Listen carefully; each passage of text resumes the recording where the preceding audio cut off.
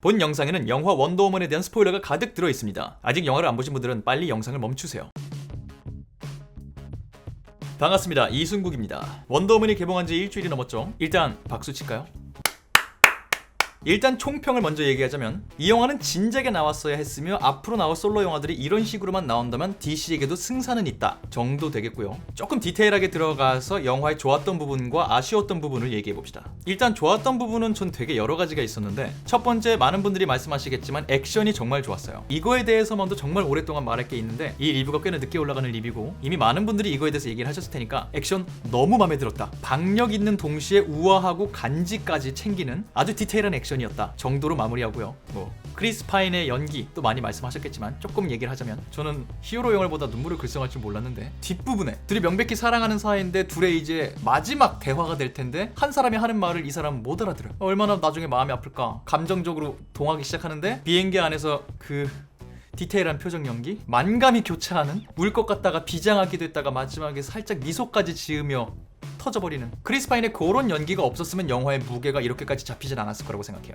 그리고 갤가돗, 전 이 영화를 보고 나서 개인적으로 갤가덕이 되긴 했는데, 갤가돗에 대한 말이 많았잖아요, 캐스팅 당시부터. 근데 너무나 훌륭하게 원더우먼을 연기해내갖고 트레이닝도 엄청 했다 그러죠. 제 개인적으로는 감히 갤가돗은 아이언맨의 로다주급이 될 수도 있겠다. 흔히들 아이언맨 하면 로다주 그냥 바로 떠오르듯이 갤가돗이란 배우는 원더우먼 역할을 하려고 지금까지 커리어를 쌓아온 게 아닐까? 이제 원더우먼 하면 갤가돗 얼굴 그냥 딱 떠오르지 않을까? 수십 년 뒤에 리부트를 하지 않는 이상 이 이미지를 대체할 수 있을까? 그 정도로 저는 엄청난 캐릭터를 완성시켰다고 생각했어요. 그리고 하나 마음에 들었던 건 찰리라는 캐릭터였거든요. 보통 영화에 이런 캐릭터가 등장하면 되게 못 믿어서 총 못 쏘고 실제로 총 못 쏘는 장면이 등장하잖아요. 근데 이런 애들이 마지막 가서 활약을 해요. 뭔가 주인공이 깨달음을 준다던가 자기가 스스로 뭘 깨닫던가 해서 갑자기 총을 잘 쏘고 영웅 중에 하나로 등극을 하는데, 이 캐릭터는 끝날 때까지 총을 잘 쏘는 모습이 안 나와요. 중간에 팀을 이탈할 수 있는 농담을 할 때도 원더우먼이 얘를 다시 팀에 합류시키는 게 아니 난 당신을 믿어요 이런 것도 아니었어요. 그럼 노래는 누가 불러줘요? 절대 당신이 총을 쏠 수 있을 거라고 말하지 않아요. 그리고 끝까지 그렇게 되죠. 이에 관해서 그런 대사가 중간에 나와요. 세미가 인간은 모두 자기가 바라는 존재가 될 수 없어요. 그리고 우리는 우리 모두 각자의 전쟁을 하고 있어요. 뭐 이런 얘기를 하잖아요. 그렇게 말하는 세미도 인종차별 때문에 꿈을 못 이뤘고, 치프는 아예 자기 땅을 빼앗긴 사람이고, 중간에 찰리가 악몽 꾸는 걸 통해서 얘가 이 전쟁 때문에 아주 지독한 경험을 했다. 예전에 분명히 총을 잘 쐈을 거다. 근데 어떤 일을 통해서 지금은 완전히 이런 망가진 인생이 되어버렸다라는 걸 유추할 수 있잖아요. 굉장히 모든 걸 놔버릴 좋은 기회가 있는데 난 망가졌어, 전쟁이 날 이렇게 만들었어 할 수 있는데 끝까지 대의 또는 선의를 위해서 이제는 잘 쏠 수도 없는 총 갖고 뭔가 하는 장면들을 보여주면서 결국은 끝에 기대했던 모습은 아니었지만 또 다른 영웅이 되어있는 이런 장면들을 보여주면서 영화의 주된 주제였던 영웅 한 사람이 인간 세상에 평화를 가져올 수 없다, 인간은 인간 안에 선과 악이 모두 공존하고 그 중에 어떤 편을 택할지는 인간 본인이 선택할 수밖에 없다, 부디 그들이 그런 결정을 할 수 있게 영감을 불어넣어주며 믿어주는 게 영웅 개인이 할 수 있는 전부다 라는 메시지에 잘 부합하는 캐릭터였던 것 같아요. 그래서 찰리라는 존재를 끝까지 찌질하게 만들었던 게 굉장히 인상 깊었고요. 이거랑 연결해서 마지막 마음에 들었던 거는 주제의식이라고 해야 되나? 이 영화가 너무 단순했다, 이야기가 지루했다 말씀하시는 분들도 있잖아요. 저도 동의하는 부분도 있고 어떤 말씀인지도 알겠는데, 저는 개인적으로 이 이야기를 어떻게 했느냐에 대해서는 호불호가 갈릴 수 있겠지만 이 영화가 다뤘던 주제 자체는 그렇게 단순하지 않았던 것 같다라고 생각하거든요.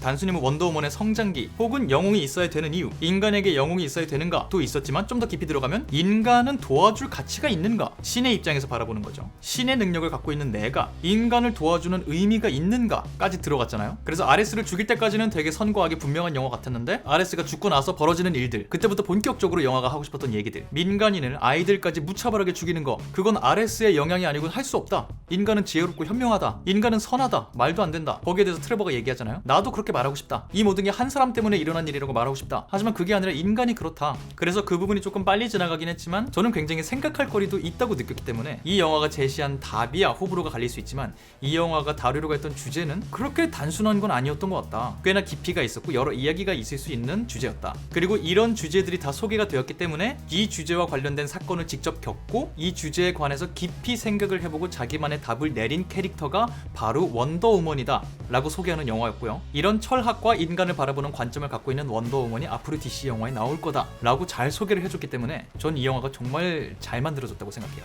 궁극적인 목표는 어쨌든 캐릭터를 데뷔시키는 거니까.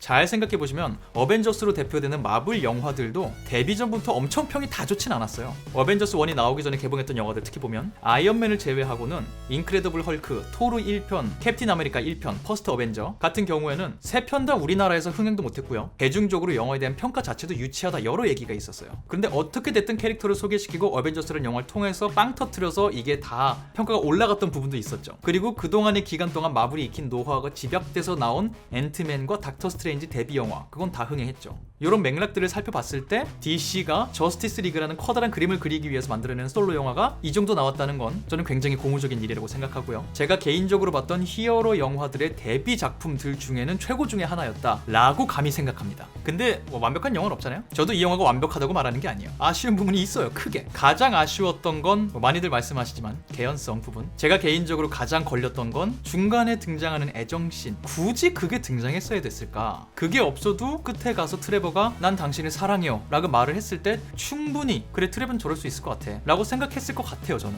그걸로 인해 영화 상영 시간도 늘어나고 조금 루즈하게 느끼는 타이밍도 생기게 되는 게 아니었나 싶었고요. 또 하나 조금 계속 신경 쓰였던 거는 미묘하게 어긋나는 것 같은 개그 혹은 비장감? 중간중간에 영화에 개그들이 계속 등장을 하잖아요. 근데 이 개그가 미묘한 타이밍에 미묘한 분위기로 등장할 때가 가끔 있어갖고 사람에 따라서는 지금 개그였나? 아 웃었어야 되는 건가? 라고 느낄 수 있겠더라고요. 실제로 전 이 영화 지금 2번 봤는데 제가 봤던 두 영화관에서 같은 씬에 대한 반응 온도차가 다를 때가 있었어요. 그리고 비장감 역시 무도회장 갔을 때 원더우먼이 드레스 입고 걸어 들어오는데 등에 칼이 딱 이거가 비장한 씬을 만든 것 같은데 왜 이렇게 웃기지? 아무도 저걸 칼이라고 생각 안 했단 말이야? 아무도 저걸 안 쳐다보고 있단 말이야? 너무 영화적 허용이 심한 거 아니야? 그래서 뭔가 미묘하게 감정선이 감독이 원했던 것만큼 명확하게 건드려지진 않았던 부분들도 있었다. 그리고 마지막 결정적으로 이거 역시 개인적으로 걸린 부분이긴 한데 아레스가 죽고 나서 독일군들이 갑자기 착해지잖아요? 그렇게 끝내버리면 트레버가 했던 말이 틀리고 원더우먼이 애초에 가졌던 생각이 맞았다가 돼버리거든요. 아레스가 죽었어도 독일군은 여전히 적의를 갖고 있지만 원더우먼 때문에 쫄아있거나 요랬으면 모르겠는데 아레스가 죽으니까 좀 전까지 죽일 듯 싸우던 독일군이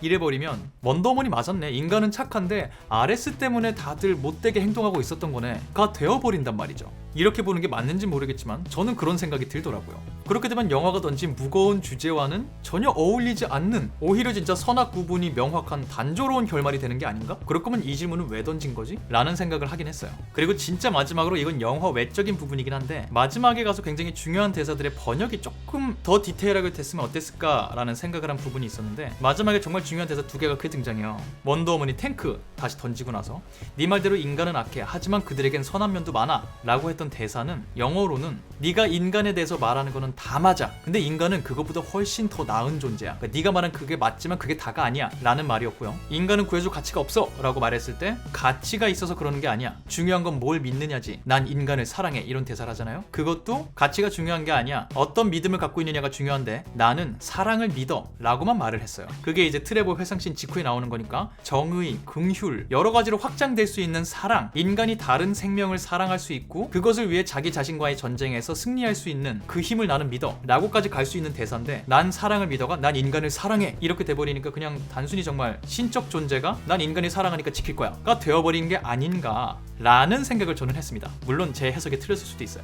어쨌든 원더우먼이라는 영화 저는 굉장히 잘 봤고요. 아까 말씀드렸다시피 절대 완벽하지 않고 아쉬운 점이 분명히 있었지만 히어로 영화 데뷔 영화로서는 정말 훌륭한 영화였고 난 겔가 덕이 되었다 라는 것이 궁극적으로 하고 싶었던 말이었습니다. 여러분은 어떻게 보셨는지 모르겠습니다. 지금까지 저는 천재 이승국의 이승국이었고요. 저는 다음번 다른 영상으로 돌아오도록 하겠습니다. 바이바이. 우리가 계속 이런 얘기를 했죠. 다른 존재에 대한 사랑, 원더우먼이 믿는 것은 사랑, 유튜버를 위한 사랑, 구독, 좋아요, 댓글 뭘 하셔야 될지 알겠죠? 고맙습니다.